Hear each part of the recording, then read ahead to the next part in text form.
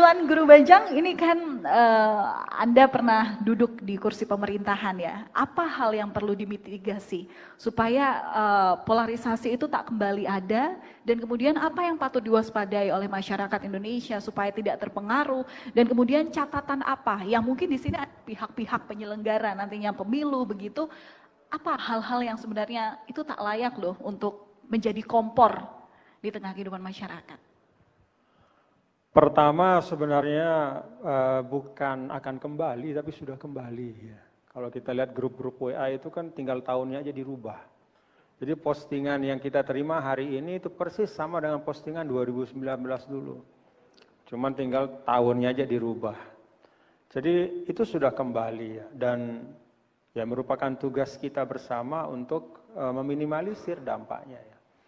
Kalau saya, bapak-bapak dan ibu, meyakini betul bahwa masyarakat kita ini masyarakat yang baik-baik saja. Baik-baik semuanya. Cuman beberapa tokoh ya, beberapa kelompok itu cenderung menghalalkan segala cara untuk mendapatkan kekuasaan. Nah, dalam era politik populisme, ya, bagaimana supaya bisa meraup suara rakyat sebanyak-banyaknya, maka sentimen primordial yang dianggap paling efektif hari ini, ya sentimen keagamaan gitu untuk di Indonesia. Jadi politik identitas ya dalam arti ya menggunakan agama untuk menyingkirkan lawan politik, untuk mendapatkan kekuasaan pragmatis. Ya. Nah kalau menurut saya sih kalau ada tokoh politik yang mengusung seperti itu, itulah politisi yang miskin gagasan. Ya. Karena itu menurut saya tugas dari perguruan tinggi dan kita semua ya, adalah menggali ya. Kalau kita ingin supaya katakanlah politik identitas dalam makna yang tadi ya, eksploitasi agama untuk menyingkirkan orang yang berbeda itu bisa menurun, ya kita harus membangun arus ya. Arus yang bisa menyaingi itu. Apa arusnya? Arus untuk menagih gagasan dan ide dari para calon pemimpin. Jadi kita tanya para calon pemimpin kita, perguruan tinggi, mana Atmajaya? Sampai hari ini tidak mengundang para calon pemimpin yang surveinya tinggi-tinggi, undang ke Atmajaya. Kemudian Anda tanya, apa yang akan Anda lakukan kalau Anda memimpin Indonesia? Gali isi kepalanya. Ya, kejar dia, apa yang akan Anda lakukan? Yang bisa Anda lakukan untuk menurunkan ketimpangan, untuk membangun hubungan antar agama yang lebih sehat, yang damai. Ini tanggung jawab kita semua. Kampus kita semua, mari tarik. Ya. Kan ini sekarang kontestasinya adalah kepada sosok. Kalau kita bicara sosok, itu gampang sekali kemudian ditarik kepada hal-hal yang sifatnya diametral. Sosok ini mewakili ini.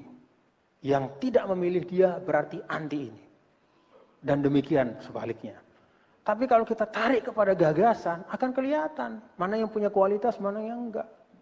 Dan tidak ada para calon pemimpin kita hari ini itu makhluk mitos, enggak ada. Semuanya makhluk historis. Artinya apa? Bisa dilihat dari rekam jejaknya. Ketika seseorang memimpin misalnya di suatu tempat, kalau kita bicara tentang Indonesia punya masalah tentang gap ya, kesenjangan antara yang kaya dan miskin. Kita lihat saja dari para calon pemimpin kita ketika dia memimpin, apakah dia berhasil menurunkan rasio Gini? Apakah dia bisa menurunkan, mempersempit gap antara yang kaya dengan yang miskin itu? Kan semua ada datanya. Kita tinggal buka saja statistik P1, P2-nya gimana, P1 keparahan kemiskinan, P2 kedalaman kemiskinan. Bagaimana kinerjanya? Kalau kita tarik ke situ, gak ada ruang untuk politik identitas dalam makna yang negatif itu.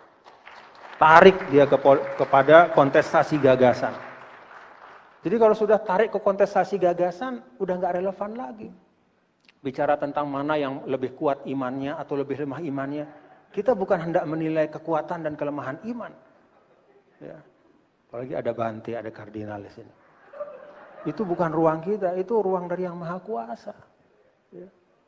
Jadi Kalau kita tarik kepada politik gagasan, ya akan cair. Ya.